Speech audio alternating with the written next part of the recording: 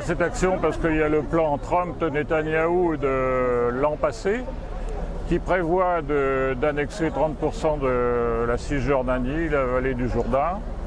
Bon, les Israéliens ont déjà annexé Jérusalem-Est.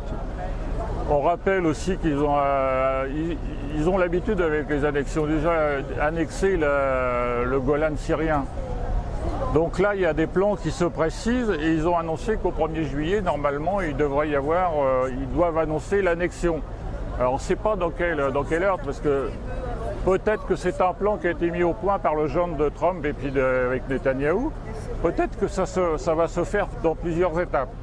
Mais en grosso modo, les colonies israéliennes feront partie d'Israël.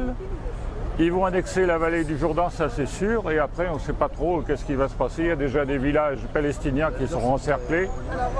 Bon, grosso modo, les Palestiniens vivent déjà une période très difficile puisqu'ils sont encerclés par des colonies souvent. Ils ont des routes de contournement, il n'y a aucune relation. Des gens qui habitent par exemple Bethléem, pour se rendre à Jérusalem, qui est juste à côté, ils sont obligés de faire des routes de contournement. C'est une situation impossible, sans compter que l'économie palestinienne est à genoux. Et le cas de Gaza, n'en parle pas, c'est 2 millions de gens qui sont complètement retranchés dans un îlot de 40 km sur 10 et qui vivent la plupart des subventions internationales, quoi.